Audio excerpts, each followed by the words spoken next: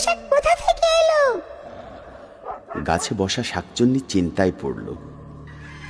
এখন যদি ওরা টের পেয়ে যায়, বরং আমি এখান থেকে চলে যাই, রাতে আবার আসবো। শাকচুন্নি উড়ে উড়ে ভূতের কাছে চলে গেল।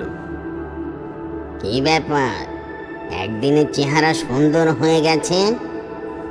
ভাই, ডিম আর ডিম, গরম গরম ডিম। মুরগি ডিম পাড়ে আর আমি নিয়ে নিয়ে খাই, কি যে মজা। চলে এলে কেন? তোমাকে দেখতে এলাম।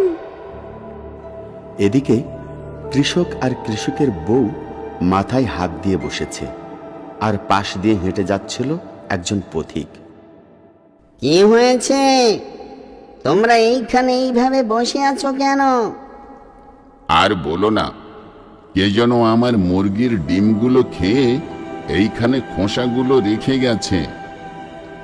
ভারী সর্বনাশ, ভারী সর্বনাশের কথা।